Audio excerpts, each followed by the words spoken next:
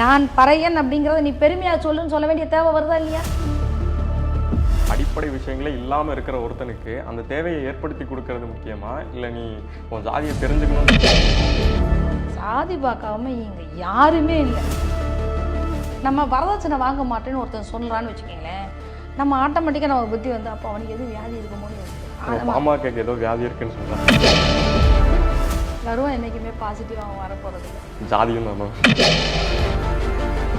இது எதனால் அதிகமாகுது, இதற்கான தீர்வுக்கு என்னென்ன செய்யலாம், எவ்வளவு சேர்ந்தது தான் அந்த அறிக்கையாக வருது. ஆனால் அந்த அறிக்கை வெறும் அறிக்கையோடய நின்று போயிருக்கு.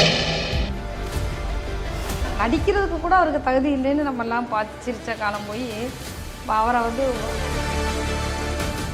நான் ஒருவேளை ஓட்டு போட்டுருவீங்களோ, இன்பநிதிக்கு ஓட்டு போட்டிங்கன்னா பாமகவும் சில விஷயங்களுக்கு விதிவிலக்கல்ல. ஏன்னா நேர்மையாக இருக்கிறவனை அம்மாஞ்சி தானே கூப்பிட்றோம், டோமர் தானே கூப்பிட்றோம். பஞ்சா இருக்கு. குறைந்த விலை நிறைந்த தரம், தங்கள் தேவைகள் அனைத்தும் ஒரே இடத்தில். ஜெயச்சந்திரன். தீபஜோதியில் இல்லங்களிலும் உள்ளங்களிலும் பவித்ரம் பரவட்டும். I have some memes ma'am, நீங்கள் அதுக்கு பதிலாகவும் ரியாக்டோ பண்ணலாம். அதிமுக கூட்டணியில் பாமகவுக்கு திண்டுக்கல் தொகுதி ஒதுக்கீடு. என்னடா சொல்கிறீங்க, திண்டிவனத்தையே தாண்டாத கட்சிக்கு திண்டுக்கல் தொகுதியா? திலகமாமா வந்து திருவள்ளுவரா? இல்லையே, திருவள்ளுவரையே மறந்த காலத்தில் தானே இருக்கிறோம். ஆனால் பாமக திண்டுக்கல் தொகுதியை தேர்ந்தெடுத்துக்கு காரணம் திலகமாமா தான். காசு கொடுக்காம 1,20,000 ஓட்டு வேறு யாராலும் நின்று வாங்க முடியுமா?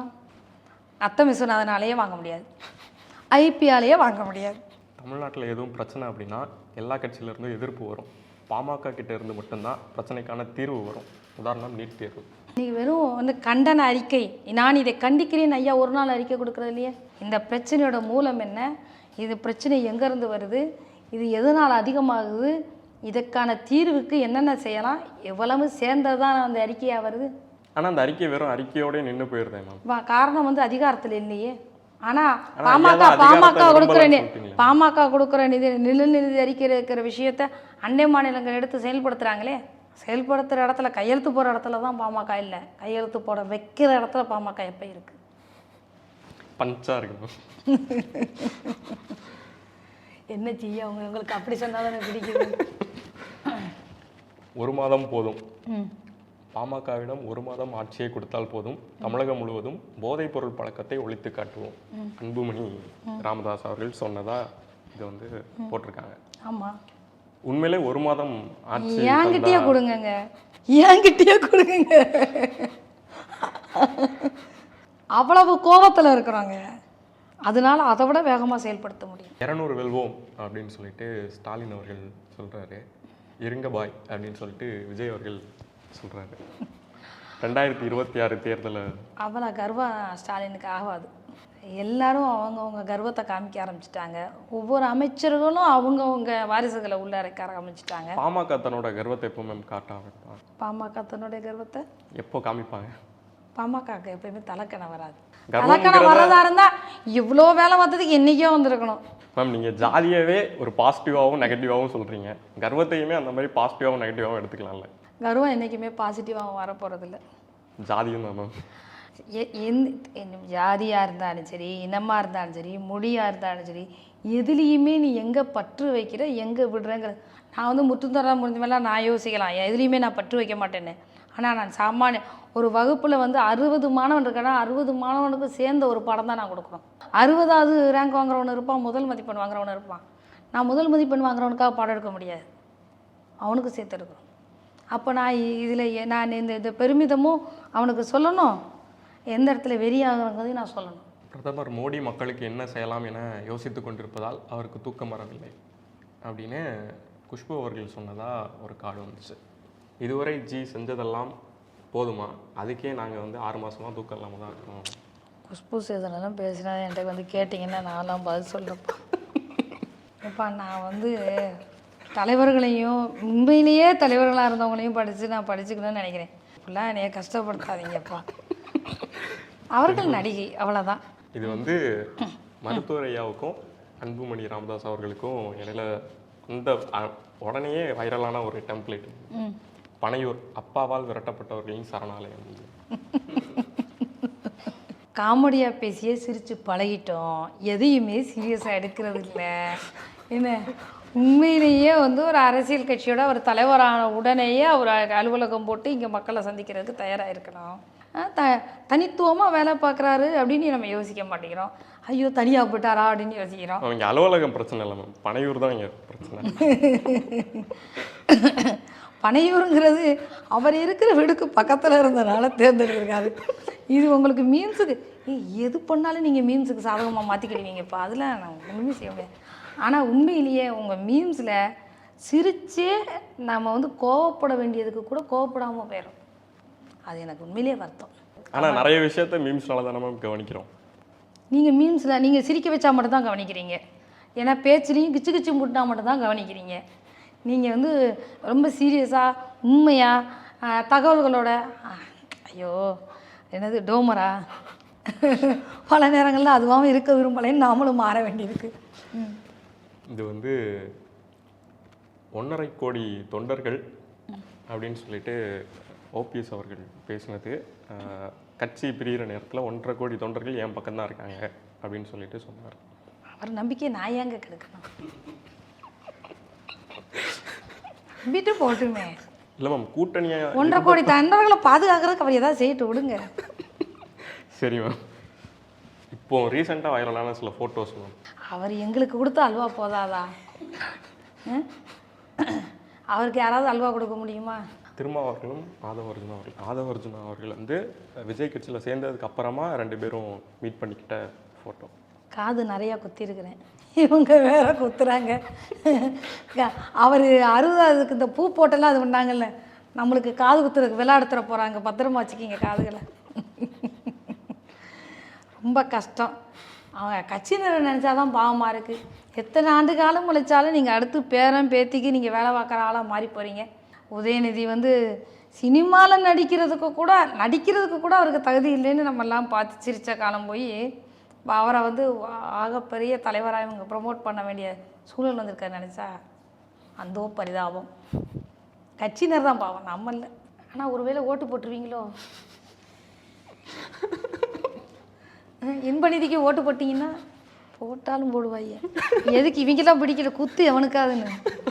விஜய் அவர்களை அம்பேத்கர் கூட ஒப்பிட்டு தொடர்ந்து பேசிக்கிட்டு உங்களோட கொள்கை தலைவர் எந்த தலைவரையும் இன்னைக்கு இருக்கிற யாரோடையும் ஒப்பிட்டு பேசாதீங்க.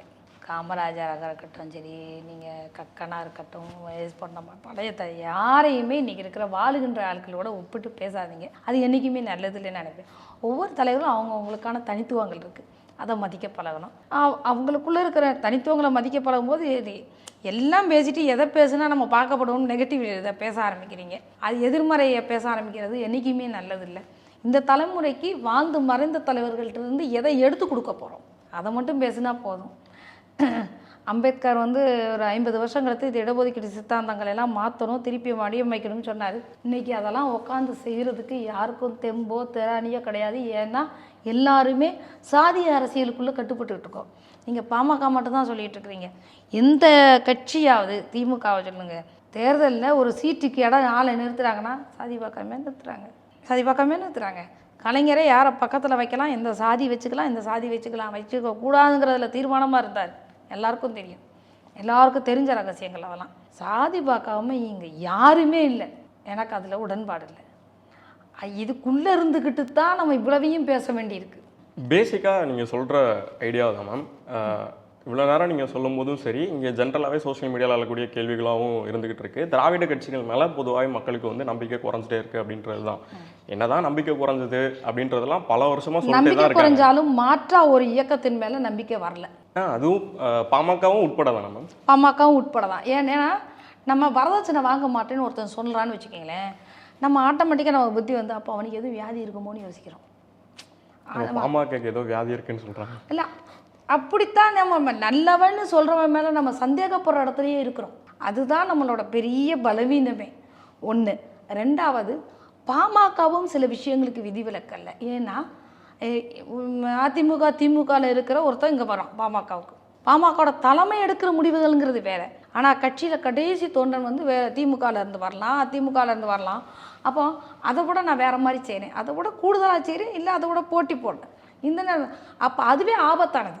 பல நேரங்களில் மருத்துவரை அதை குறிப்பிட்டு சொல்லுவார், இல்லையா நீ இங்கே வந்து பழகிட்டு வந்த எதையும் இங்கே செயல்படுத்தாது.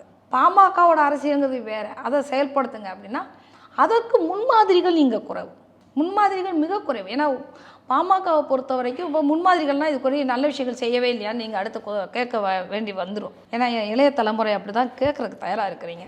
ஆனால் பாமகவை பொறுத்த வரைக்கும் இன்றைக்கி செய்த செயல் நாளைக்கு இல்லை, நாளைக்கு இன்னொரு தேவை வருது. அப்போ அதுக்கேற்ற மாதிரி ரியாக்ட் பண்ணுறோம், அதற்கு செயல்பாடு, அதற்கு தீர்வு, அப்படி போகிறோம். அப்போது ஆனால் இப்போ நீங்கள் மொனோட்டனஸாக வந்து 2 அரசியல் கட்சிகளும் ஒரே செயல்பாடு தான். 5 வருஷ தேர்தலுக்கு வந்து வெற்றி பெற்ற உடனே எடுத்த உடனே வேகமாக சில இயக்கங்கள் கையெழுத்தாகிறது, அப்புறம் இது பண்ணுறது, அப்புறம் அமைதியாக்குறது, சத்தம் இல்லாமல் எல்லா துறைகள்லேருந்து உள்ள பெட்டிகள் கைமாறுறது, கடைசியாக தேர்தலுக்கு 1 வருஷத்துக்கு முன்னாடி வேகமாக செயல்படுறது. அப்படி தான் எல்லாமே போயிட்டுருக்காங்க. அந்த புரோட்டோகாலம் வந்து பாமக ஒரு நாளும் கடைப்பிடிக்கிறது இல்லை. ஒவ்வொரு காலகட்டத்திலையும் எங்கேயோ நடக்கிற பிரச்சனைகளுக்கும் அதனோட தீர்வுகளோடு சொல்ல முடியுது. இன்னும் கூட அந்த தீர்வுகள் தான் பலருக்கு மிரட்சியாகவும் இருக்குது. அப்போது இன்னைக்கு அதனால தான் நான் சொல்கிறேன், அந்த முன்மாதிரிகள் இல்லை, முன்மாதிரிகள் இல்லாத போது நம்பகத்தன்மை குறையுது. அந்த நம்பகத்தன்மையை ஜனங்கள் எதிர்பார்க்குறது. சினிமாட்டிக்கான எல்லாத்தையும் பார்த்து பழகிட்டீங்க ஒரு 50 ஆண்டு காலமாக. அப்படியே எம்ஜிஆர் வந்து கையாடினா, ஜெயலலிதா வந்து கையாடினா, அது எல்லாமே நம்மளுக்கு ஒரு பெரிய அப்படின்னு ஆகிப்போயிடுச்சு. அப்போ சாமானிய இடத்துலேருந்து பாமகவுமே அதுக்கு விதிவிலக்கு இல்லை தானே மேம்? என்னது, ஒரு 2018 நினைக்கிறேன், ரஞ்சித் டைரக்டர் வந்து அவர் அந்த கட்சியில் பாமகவில் வந்து சேர்றாரு. சேர்ந்த உடனே அவருக்கு வந்து மாநில துணை தலைவர் பதவி வந்து கொடுக்குறாங்கன்னு நினைக்கிறேன். கொடுத்துட்டு அவர் 1 வருஷத்துலேயே பாமக மேலே வரிசையாக குற்றச்சாட்டுகளை வச்சுட்டு வெளியே வந்துட்டார். அப்போ பாமகவில் இருக்கும்போது ஒரு கடனிலிருந்து ஒருத்தன் உள்ளே வரான், இல்லைனா அங்கேயே இருக்கிறான் அப்படின்றத தாண்டி ஒரு பிம்பத்தோடு உள்ளே வரவனுக்கு ஈஸியாக பதவி கொடுக்குறீங்க அப்படின்ற மாதிரி தானே? அப்படிலாம் கிடையாது. பாமகவில் வந்து மாநில துணைத் தலைவர் பொறுப்பு வந்து ஒவ்வொரு சமுதாய தலைவர்களும், அந்தந்த பகுதியில் இருக்கிற சமுதாய தலைவர்களுக்கும் மாநில துணைத் தலைவர் பொறுப்பை கொடுத்தாங்க. அப்போ ஒரு அந்த சமுதாய பிரச்சனைகள் நம்மளுக்கு வந்து சேருங்கிற அடிப்படையில். ஆனால் அப்படி தான் அவருக்கு அது கொடுக்கப்பட்டது. இன்னொன்று, வந்த உடனே எல்லாரும் என்ன எதிர்பார்க்குறாங்கன்னா, சினிமாவில் எப்படி நம்மளுக்கு பேர் கிடைக்குதோ அதே மாதிரி கட்சியிலையும் கிடைக்கும் அப்படின்னு. ஆனால் அதுக்கு செயல்படணும் இல்லை. மக்கள்கிட்ட வந்து நீங்கள் இந்த அரசு தலைவர்கள் மேலே உருவார கரிஷ்மான்னு சொல்கிறோம்ல, இது வந்து அவ்வளவு எளிதான விஷயம் இல்லை. நீங்கள் அதுக்கு வந்து உங்களை பெரிய விலை கொடுக்க வேண்டியிருக்கும். அதுக்கு பலருக்கு வாய்ப்புகள் இல்லாமல் போயிடுது, காத்திருக்க முடியாமல் போயிடுது. அந்த மதிப்புங்கிறது ராமதாஸ் ஐயா அவர்களுக்கு ரொம்பவே நல்லா அமைஞ்சிருக்கு அப்படின்ற மாதிரி தான் தோணுது. ஆனால் அதை அவர் தவற விட்டுட்டாரோ ஏதோ ஒரு இடத்துல அப்படின்ற மாதிரி. சொல்லுங்க, எந்த இடத்துல தவற விட்டாரு நம்புறீங்க? நிறைய இடத்துல, தேர்தல்களாக இருக்கட்டும், ப்ளஸ் அவர் நிறைய அறிக்கைகள் வழியாகவே வெற்றி பெற்றிருந்தா அவர் எடுத்த முடிவு சரின்னு சொல்லியிருந்திருப்போம். தோல்வி அடைஞ்சனால அந்த முடிவு தவறுன்னு சொல்கிறோம். ஆனால் முடிவுகளை தவறாக்குறதும் வெற்றி ஆகிறதும் எதிரிகளுக்கு ஆள் தீர்மானிக்கிறான். அதுதான் பெரிய பலவீனமாக மாறிப்படுது. அந்த உதாரணத்துக்கு திமுக அவங்க கூட இருந்த வரைக்கும் பாமக பெரிய இயக்கம், அது மாதிரி ஒரு இயக்கம் உண்டா, ராமதாஸ் மாதிரி உண்டா அப்படின்னு. ஆனால் எப்போ பாமக கூட்டணியிலிருந்து விலகுதோ அன்னைக்கு பாமக சாதி கட்சியாக முன்னிலைப்படுத்தப்பட்டு பேருக்கு அப்படியே ஒரு நேம் சீல் வந்து குத்திட்டாங்க. ஆனால் அதுக்கு எதிர்கட்சி அதாவது பாமகவுக்கு எதிர இருக்கக்கூடிய திராவிட கட்சிகள் மட்டுமே அந்த ஜாதிய முத்திரைக்கு காரணம்னு நினைக்கிறீங்களா மேம்? திமுக மட்டுமே காரணம்னு நான் என்னோட பார்வை அதுதான். அது சரின்னு நினைக்கிறீங்க? நான் சரின்னு நினைக்கிறத மட்டும்தான் பேசுகிறேன். இல்லை மேம், சோஷியல் மீடியாவை நம்ம எடுத்துக்கிட்டோம் அப்படின்னா ஜாதிய பெயர்களை சொல்லி, உங்கள் கட்சி பெயர்களை சொல்லி நிறைய வீடியோஸ் நம்ம இன்றைக்கி பார்க்க முடியுது. நியானானா மாதிரியான இடங்களில் வந்து மீசையை முறுக்கிட்டு பேசுகிறத நம்ம பார்க்க முடியுது. எல்லாமே முடியுது. எந்த மற்ற இயக்கங்கள் எல்லாமே சினிமாலேருந்து வெளியே வர்றாங்க. அப்போது ஒரு பொதுத்தன்மை வந்துடுது, எல்லா சமுதாயத்தை சேர்ந்தவங்க சினிமாவுக்கு தானே. ஆனால் ஐயா வந்து வடபகுதியில் இருக்கிறார். வடபகுதியில் அவர் சார்ந்த சமுதாயம் உண்மையிலேயே இன்னி வரைக்கும் பிற்படுத்தப்பட்ட நிலையில் இருக்குது, மிகவும் பிற்படுத்தப்பட்ட நிலைமையில். அதுவும் எண்ணிக்கையில் அதிகமாக இருக்குது. இப்போ ஒரு அறைக்குள்ளே நீங்கள் 4 பேர், இந்த அறைக்குள்ளே 4 பேர் இருக்கிறவங்கிறது நமக்கு கம்ஃபர்டபுள். 10 பேர் இருக்கிறவங்க கொஞ்சம் பரவாயில்ல. ஆனால் இதே இதுக்குள்ளே 100 பேர் இருக்கிறோம்னா அப்போ இவனோட வாழ்வாதாரத்தை பற்றி தேடலும் போட்டியும் பொறாமையும் கூடிடும். அப்போது இந்த கேரக்டர் வந்து ஒவ்வொரு மனிதனையும் பாதிக்கும். இப்போ இந்த மனிதனை எல்லாம் மீட்டெடுக்க வேண்டிய கட்டாயமும் நிர்பந்தமும் மருத்துவரையாவுக்கு இருக்குது. மற்ற ஜெயலலிதாவுக்கோ எம்ஜிஆருக்கோ கருணாநிதிக்கோ இல்லாத தேவை இவர்களுக்கு வந்துருச்சு. இந்த தேவை தான் இவர்களை வந்து நம்ம மட்டும் ஓடிடலாங்கிறத விடாமல் எல்லாரையும் சேர்த்து அரவணைச்சு இழுத்துட்டு போகிறதுல அவர்கள் பல நேரங்களில் பின்னுக்கு இழுத்திருக்குது. நீங்க சொல்ற அந்த முடிவுகள் தவறான போனதுக்கு இது பல காரணம். உதாரணத்துக்கு 10.5% இடஒதுக்கீடு. ஏன்னா அது முன்னாடி வரைக்கும் எந்த கட்சியும் கூட்டணி இல்லைங்கிறத ஜனங்க அக்செப்ட் பண்ணாங்க. அது தேவையாகவும் இருந்தது. தமிழகத்துக்கு அப்படி ஒரு சூழல் வேண்டி இருந்தது. ஆனால் 10.5% கொடுக்கறது அப்படிங்கிற முடிவெடுக்கிற போது தனியாக நின்ற போது மாற்றம் முன்னேற்றம் அன்புமணிக்கு இங்கே வந்து பெருமளவு வாக்கு கிடச்சிதே ஒழிய அது நம்மளுக்கு தக்க வைக்கக்கூடிய இடம் இல்லையே, அதிகாரத்தை கைப்பற்றலையே. ஒரு 10 எம்எல்ஏ நேரம் கையில் வந்திருந்தால் கூட நம்ம எடுத்த முடிவு சரின்னு எடுத்திருப்போம். ஆனால் எதிர்கட்சிகள் அதில் தான் ரொம்ப கவனமாக நீ எடுக்கிற முடிவுகளை உன்னை தவறுன்னு நினைக்க வைக்கிற அளவுக்கு கொண்டு விடுவாங்க. இன்றைக்கி இளம் தலைமுறையிட்ட சாதாரணமாக நீ வந்து நேர்மையாக இருக்கிறவனை அம்மாஞ்சி தானே கூப்பிட்றோம், டோமர் தானே கூப்பிட்றோம். அப்போ நம்மக்கிட்டேயே இந்த பேர் இருக்குதே, நம்மக்கிட்டேயே இந்த குணம் இருக்குதே. இதுதான் பெரிய அளவில் அரசியலுக்குள்ளேயும் பாதிக்குதுன்னு நான் நம்புகிறேன். நீங்கள் வந்து அரசியலை நான் வந்து வெறும் அரசியலாக மட்டும் பார்க்கல, ஒரு சமூக விமர்சனமாக சேர்த்து பார்க்குறேன். இந்த சாமானியனோட உளவியல் எல்லாமே இந்த அரசியலையும் பாதிக்கும்.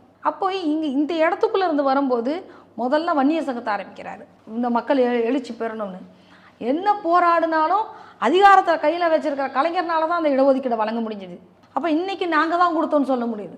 அப்போ அந்த அதிகாரம் கையில் நான் இருந்தால் போராடுறதுக்கு பதிலாக 21 பேரை பழி கொடுக்கறதுக்கு பதிலாக நான் போட்டு கொடுத்துருப்பேனே. அப்போ அந்த அரசியலுக்குள்ளே வரணும் போது நீங்கள் வந்து சினிமாவில் திரை வெளிச்சம் இருந்தனால அவங்க எல்லோரும் வந்து எல்லாரையும் பின்னாடி நின்னாங்க. இப்போ எல்லோரும் உள்ளே வரும்போது யார் தலைவராக இருக்க போகிறீங்க, யார் பொதுச் செயலாளராக இருக்க போகிறீங்க, ஒரு தலித் சமுதாயம் பொதுச் செயலாளராக இருக்கணும், ஒரு சிறுபான்மை சமுதாயம் பொருளாளராக இருக்கணும், ஒவ்வொரு மாவட்டத்துலேயும் இன்னின்னார் தான் இந்த பதவிகள் இருக்கணும், அந்த பகுதியில் எந்த சமுதாயம் அதிகமாக இருக்கோ அவங்க மாவட்ட செயலாளர் இருக்கணும். இவ்வளவு எல்லா சமுதாயத்தையும் ஒருங்கிணைக்கும்னு வேறு யாரால் திட்டம் போட்டிருக்க முடியும்? ஒரு பைலாவை வகுத்துருக்க முடியும் சொல்லுங்கள். ஆனால் இந்த பைலா இவ்வளோ பெரிய வகுக்கப்பட்டிருக்குன்னு யார் பருவிக்குமே இல்லை. ஏன்னா கட்சி ஐயா மேலே உள்ள தவறு, கட்சியிலேருந்து வெளியே எடுத்துகிட்டு போக வேண்டிய தவறு அவங்களோட தவறாக தானே நம்ம பார்க்க முடியும். இந்த ஒரே ஒரு விஷயத்தை செய்கிறவன் வந்து அதை பற்றி செய்வான், அதை வந்து இப்போ மேடை போடுவான், அதை பற்றி 100 தடவை பேசுவான். 100 விஷயத்தை செய்கிறவனுக்கு 101ஆவது விஷயம் என்ன செய்யணும் தான் யோசனை வருமே ஒழிய 1வது விஷயத்தை எப்படி செய்தேன்னு ப்ரொப்பகண்டா பண்ணுறதுக்கு தேவை வராது. நான் அப்படி அதுக்குள்ளே ஊடுருவி பார்க்குற ஆளாக இருக்கிறேன். ஆனால் நம்ம எல்லோரும் போகிற போக்கில் பாராக்கிற ஆளாக இருக்கிறோம். நீ தான் என் தப்பு, நீ செஞ்சதை எங்களுக்கு சொல்லாம விட்டுட்ட அப்படின்னு கேட்குறோம். கட்சி தொடங்கினப்போ மேம், மருத்துவர் ஐயா கட்சி தொடங்கினப்ப ஒரு 3 பேரை வந்து வழிகாட்டியாக அறிவித்தார். கார்ல் மார்க்ஸ் அவர்கள், அம்பேத்கர் அவர்கள், பெரியார் அவர்கள். இன்னைக்கு வரைக்கும் அவங்க தான் தலைவர்களாக இருப்பாங்க அப்படின்னு நினைக்கிறேன். ஆமாம். ஐயாவோட இடத்துல 3 பேருக்கு சிலைகள் இருக்குது. தமிழகத்தில் அதிக அம்பேத்கர் சிலையை கொண்டு வந்து வச்சது வந்து ஐயா. இவங்கள தான் வழிகாட்டி தலைவர்களாக சொல்லிட்டு பயணிச்சுட்டு வந்துட்டு இருக்காங்க. இப்போ சீமான் அவர்கள் வந்து பெரியாரை பற்றி ரொம்பவே காட்டமாக வந்து விமர்சிக்கிறாரு. திரும்ப வந்து நீங்கள் பெரியாரை பிடிக்கும் அப்படின்னு சொன்னால் என் கட்சியில் நீங்கள் இருக்க வேண்டிய தேவையில்லை அப்படின்ற அளவுக்கு இன்னைக்கு காலையில் வரைக்கும் பேசியிருக்காரு சீமான் அவர்கள். ஆனால் பாமக சைடில் இருந்து ஒரு வலுவான குரல் இதை எதிர்த்து வரவே இல்லை. அவர் தான் காரணம் இல்லாமல் தேவையில்லாமல் பேசிகிட்டு இருக்கிறாருன்னா இன்னைக்கு பெரியாரை நீ இகழ்றனால காணாமல் போயிட போகிறாரா? கிடையாது. நீ இன்னைக்கு புதுசாக நீ தூங்கி எந்திரிச்சு வந்து இன்றைக்கி புத்தகத்தை படிச்சுட்டு இப்போ தான் நான் பெரியார் எழுதுனதை படித்தேன்னு சொன்னால் எல்லாத்தையும் படிச்சுட்டு தான் இங்கே ஜனங்கள் இருக்கிறாங்க. ஒரே ஒரு விஷயம், அவர் வந்து சில விஷயங்களை காட்டமாக சொல்லியிருக்கிறார். நான் வந்து எல்லா விஷயத்தையும் எல்லார்கிட்டையும் பேசும்போது என்னோடய எதிர்குறலை கூட வேறு துணியில் பற்றி பண்ணுவேன், அமைதியான துணியில் அவங்களுக்கு இணக்கமாக அவங்க உள்ளுக்குள்ளே போகணும்னு. ஆனால் பெரியாரோட ஸ்டைல் வேறு. அது நிறைய எதிர்மறை கருத்துக்களை கொண்டு வரலாம். கர்ப்பப்பையை தூக்கி போடுனா அதன் பொருள் அல்ல. நீ அதுக்குள்ளே நீ சிக்கிக்கிடாதங்கிறது தான் பொருள். நீங்கள் அதை புரிஞ்சுக்கலைன்னா நாங்கள் ஒன்றும் செய்ய முடியாது. பாமக உடனே அதை விட முக்கியமான தலைபோகிற பிரச்சனை தமிழகத்தில் நடந்து கொண்டிருக்கு. நீங்கள் படிக்கிறவனுக்கு அவ்வளோ பேரும் இந்த நீட் எல்லாம் வந்து இந்த மத்திய தரத்துக்குள்ளே உள்ளே போக வேண்டிய நிர்பந்தத்துக்குள்ளே கொண்டு வந்துட்டுருக்குறாங்க. சாதிவாரி கணக்கெடுப்பு இல்லை, 69% இடஒதுக்கீடுக்கு ஆபத்து வரப்போகுது. இவ்வளோ எந்த இடத்துலையும் நீர் மேலாண்மை இங்கே இல்லவே இல்லை. பேசுகிறதுக்கு டாஸ்மாக் ஒரு விஷயத்தை இதை பற்றி பேசினாலே நம்மளுக்கு முடியலை. அப்போது அவ்வளோ விஷயம் இருக்க போது இவர் பேசுகிறனால நீங்கள் பெரியார் மேலே எந்த கலங்கத்தை வரனால சொல்லிட்டு போக முடியும். பெரியார் விஷயத்தை சில பேர் கையாண்ட விதம் தவறுன்னு வேணால் நம்ம சொல்லலாமே ஒழிய அவர் வேற சொல்லி அவர்கள் தவறாக கையாண்டவர்கள்லாம் இருந்துட்டு தான் இருக்கிறாங்க. அதுக்காக நீங்கள் எனக்கு இதுக்காகலாம் ஒரு நாளை செலவழிக்கிறதுக்கு எனக்கு உடன்பாடு இல்லை. அவருக்கு இப்போதைக்கு இந்த தேர்தலுக்கான வியாபார பொருளாக பெரியார் மாறி இருக்கார். அதுக்கு நாம் பதில் பேசினோம்னா திரும்பி சந்தோஷமாக அப்பாடா நம்மளுக்கான களம் கிடச்சிட்டதுன்னு உட்காந்துருவார்.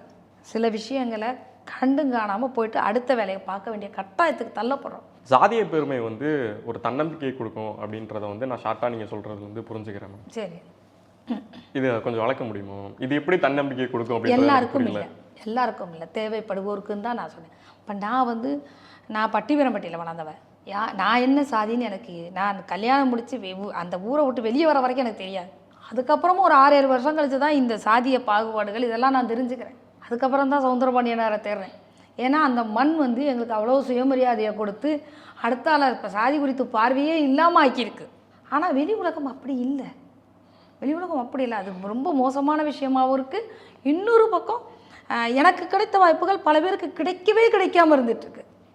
அப்போது அவங்களுக்கான எழுச்சியை நீங்கள் தர வேண்டிய தேவை ஏற்படுகிறது. சில இடங்களில் நீங்கள் இப்போ நான் நாடா சமுதாய கூட்டங்களில் பேசும்போது பத்திராளியின் பிள்ளைகளாக நீங்கள் ஒன்றுபட்டு இருங்கன்னு பேச வேண்டிய கட்டாயத்தில் இருக்கும். ஏன்னா அவங்க 4 பேர் இருந்தாங்கன்னா 40 சங்கம் வச்சுருக்காங்க. அது பலமாக பார்க்குறதா பலவீனமாக பார்க்குறதாங்கிறது இடம் பொருள் பற்றி தீர்மானிக்குது. அப்போ அவங்களுக்கான பலத்தை நான் பேச வேண்டியிருக்கு. ஆனால் அதே நேரத்தில் நான் நாடாரு, அதனால் நீ பெருமையாக செய்விக்கிறேன்னா அந்த நாடாரோட நான் சேர போகிறதில்ல. நீ இன்னொருத்தரை சிறுமைப்படுத்துகிறேன்னா இதுதான் அந்த விஷயத்தை தீர்மானிக்கிறே ஒழிய தன்னளவில் தன்னம்பிக்கை இல்லாமல் தளர்ந்து போய் இருக்கிற வாழ்வின் அடிப்படை ஆதாரங்கள் கிடைக்காம இருக்கிறவனுக்கு எப்பா உனக்கு முன்னாடி எவ்வளோ பெரிய பரம்பரை இருந்திருக்கிறது, நீ அதை வழியில் வந்திருக்கிற, நீ நல்லாவான்னு சொல்கிறதுல என்ன கஷ்டம்?